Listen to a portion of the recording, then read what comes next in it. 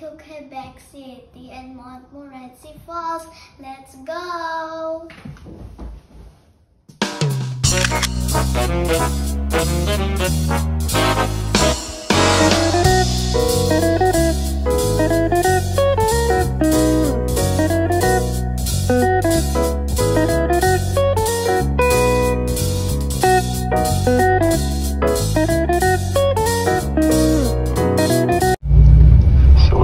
Going to Quebec City.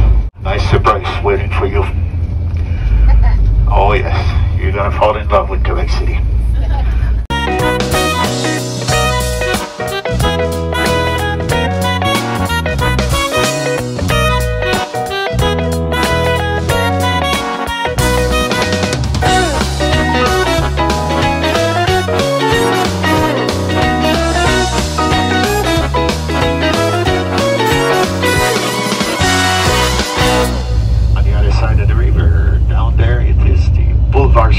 This small road there.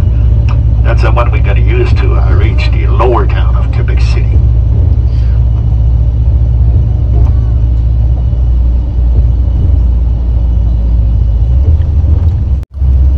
Trying to know if we're going at the high tide or low tide. It looks we're going at the high tide. And in springtime full moon, the tide can reach 21 feet high. In the summertime when it's very hot like today, when you're beside this river, you never feel it so hot. You always get that very good part of fresh air. Bonjour! Bonjour! So this morning we're going to do the tour in two languages, French and English, because we do have both nationalities here, French and English, so bear with me for that. You'll see it's going to go very, very well. By the way, my name is Pierre. I'm going to be your guide for the next 2.5–3 hours. Quebec was founded on the 3rd of July of 1608, 414 years ago. So we celebrated a few days ago our 414th anniversary in July. And the population of Quebec at 90% is of French expression. People speak the French language over here. And also the main religion is Roman Catholic over here. So population, as I told you, 800,000 in Quebec City. So the city of Quebec is very convivial over here, okay? You will be walking at 3 o'clock in the morning over here and nobody will say a word to you. Very safe and convivial. We are arriving right now, on arrive maintenant à un endroit qu'on appelle Place aux Weyards, a place that we call Place aux Weyards. This is where Quebec and Canada started on the 3rd of July of 1608. So over here, first of all, I'd like you to look in front of the river behind you. What you see there is not part of Quebec City. It is known as the city of Lévis, industrial city, and it has a population of 200,000 people, totally apart from Quebec, not part of Quebec, completely. The first settlement is the St. Lawrence River now. St. Lawrence River is the longest river in eastern Canada, covering from Quebec to the Atlantic Ocean, 600 miles, my friends. Fresh water in Quebec City, but up to 75 miles downstream, where it becomes very gradually salted water towards the Atlantic Ocean. During the winter period, the St. Lawrence would be freezing completely, with over 15 feet of ice covering the St. Lawrence River. Fortunately, you have the icebreakers that open up during the winter for ship traffic up to Montreal.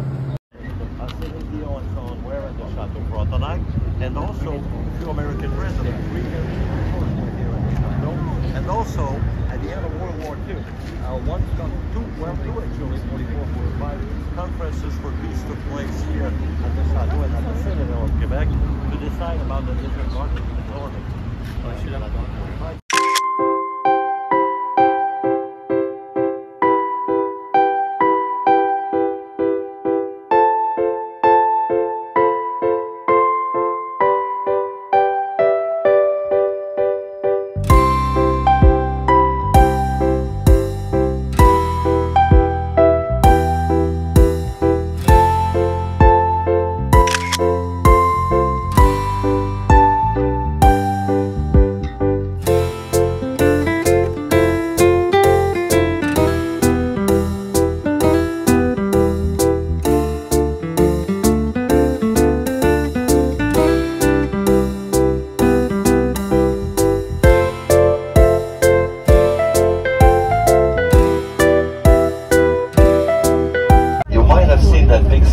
that I told you about with 492 steps. You see it right on the edge of the cliffs right there. During the summer period, ladies come over here and they run back and forth on that staircase for a fundraiser for breast cancer. Okay, so they amass money over here at that staircase. So the White House that you have seen on top of the falls right there was the summer residence of the Duke of Kent. Duke of Kent, to locate you, was the father of Queen Victoria, that you might have heard about. So he was governor of Quebec for a brief period, the Duke of Kent. Another thing here, the first power plant, Turbine power plant in the province of Quebec, was constructed right on top of the falls over there, and it supplied electricity for Upper Town, Quebec City, a little part of Upper Town, Quebec City. It was known at that time as the Quebec Power Company, and since that time, my friend, we have evolved to being the province in the world that is the most specialized in hydroelectricity. We sell expertise to countries like China and India at this very moment, where they are constructing dams on different rivers in those countries, and the expertise comes from over here in the province of Quebec.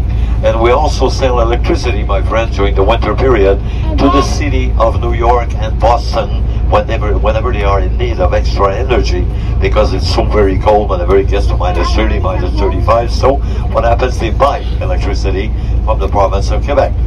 Electricity is the main product that we use here for heating our homes during the winter period.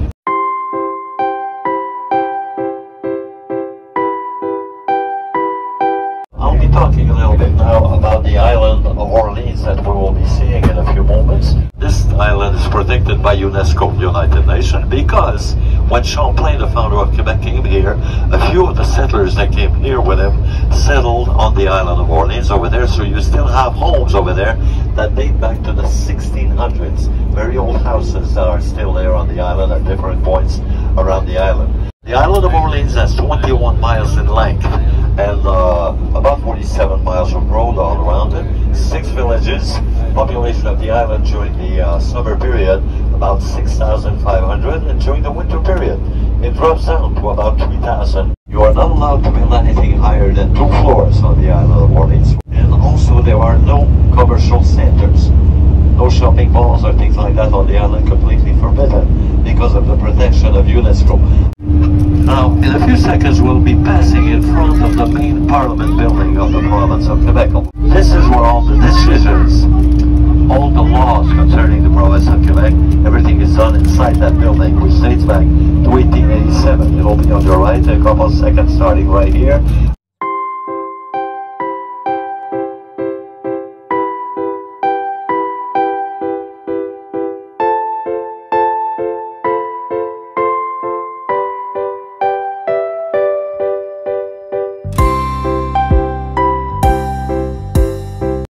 Right, look at those cannons coming up.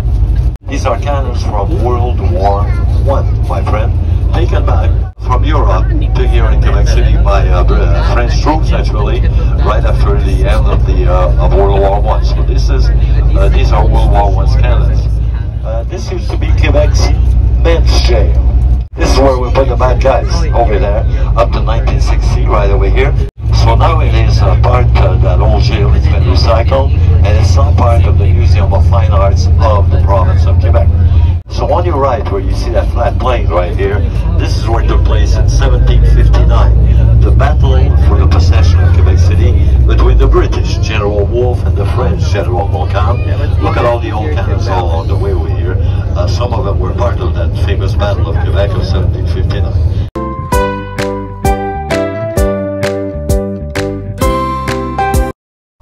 Of the province of Quebec, which has been enlarged 3 times.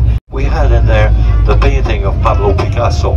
We had the paintings of Fernando Botero. We had also the drawings of, from the United States, Norman Rockwell, that you might have heard about, and also the sculptures of Rodin that were presented over here at that museum. So, very great museum, and very popular also. Look at the Fountain of Tournai again, right over here on your left. And that big tall building that you are seeing, the great tall building right there, was the first skyscraper in Canada. The Price building, my friend, dates back to 1921, okay, with 20 floors, and it was considered as a marvel at the time of construction, and it was so big and so on. The City Hall of Quebec City over here on your right hand side, which was installed in that building in 1879. Prior to being the city hall, my friend, this was a convent of the Jesuits, the priests that were here in Quebec City. They moved to another part and this became the city hall of Quebec. You will be seeing the chapel of the Augustin sisters on your right over there, the White Chapel, which dates back to 1639. I remind you that the Augustin founded the first hospital in North America, the Hôtel de Quebec, and look at the name right there, at the year 1639.